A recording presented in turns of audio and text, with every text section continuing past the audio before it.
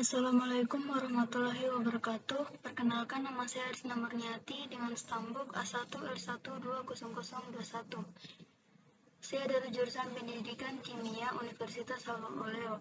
Di video kali ini saya akan menjelaskan tentang hakikat instrumentasi dan praksis demokrasi Indonesia berlandaskan Pancasila dan Undang-Undang Dasar NRI 1945. Poin pertama yaitu menelusuri konsep dan urgensi penegakan hukum yang berkeadilan.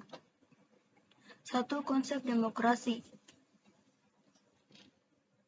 Secara etimologis, demokrasi berasal dari bahasa Yunani kuno, yakni demos dan kratein, sebagai suatu sistem nasional kenegaraan khusus, mengintisarikan demokrasi sebagai sistem memiliki 11 pilar atau sokoguru. Kedua, 3 tradisi pemikiran politik demokrasi. Ketiga, pemikiran tentang demokrasi Indonesia. Menurut Muhammad Hatta, kita sudah mengenal tradisi demokrasi jauh sebelum Indonesia merdeka, yakni demokrasi desa.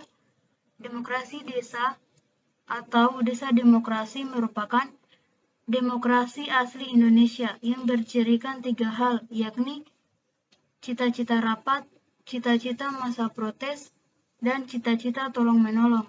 Ketika unsur demokrasi desa tersebut merupakan dasar pengembangan ke arah demokrasi Indonesia yang modern.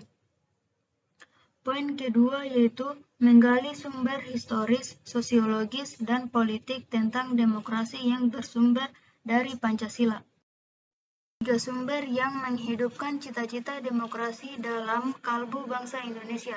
Pertama, tradisi kolektivisme dari permusyawaratan desa. Kedua, ajaran Islam yang menuntut kebenaran dan keadilan ilahi dalam masyarakat serta persaudaraan antar manusia sebagai makhluk Tuhan. Ketiga, paham sosialis Barat yang menarik perhatian para pemimpin.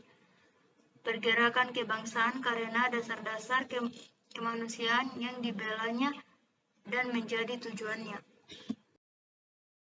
1. Sumber nilai yang berasal dari demokrasi desa. Mengenai adanya anansir demokrasi dalam tradisi desa, kita akan meminjam 2 macam analis berikut. Pertama, paham kedaulatan rakyat sebenarnya sudah tumbuh sejak lama di Nusantara. Di alam Minangkabau, misalnya pada abad ke-14-15, kekuasaan raja dibatasi oleh ketundukannya pada keadilan dan kepatuhan. Kedua, tradisi demokrasi asli Nusantara tetap bertahan sekalipun di bawah kekuasaan feodalisme raja-raja Nusantara, karena banyak tempat di Nusantara tanah sebagai faktor produksi yang penting tidaklah dikuasai oleh raja, melainkan dimiliki bersama oleh masyarakat desa. Sumber nilai yang berasal dari Islam. Nilai demokrasi yang berasal dari Islam bersumber dari akar teologisnya. Inti dari keyakinan Islam adalah pengakuan pada ketuhanan yang Maha Esa. Dalam keyakinan ini, hanya Tuhanlah satu-satunya wujud yang pasti, semua selain Tuhan bersifat nisbi, belaka. Konsekuensinya, semua bentuk pengaturan hidup sosial manusia yang melahirkan kekuasaan mutlak dinilai bertentangan dengan jiwa tauhid.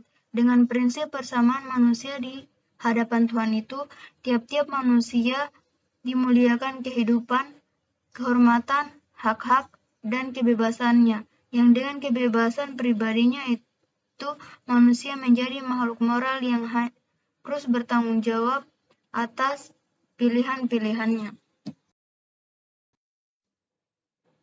Ketiga, sumber nilai yang berasal dari Barat. Kehadiran kolonialisme Eropa, khususnya Belanda di Indonesia, membawa 2 sisi dari koin peradaban Barat. Sisi represi imperialisme kapitalisme dan sisi humanisme demokratis. Penindasan politik dan penghisapan ekonomi oleh imperialisme dan kapitalisme yang tidak jarang bekerja sama dengan kekuatan-kekuatan feodal Bumi Putra, menumbuhkan sikap anti penindasan, anti penjajahan, dan anti feodalisme di kalangan para perintis kemerdekaan bangsa.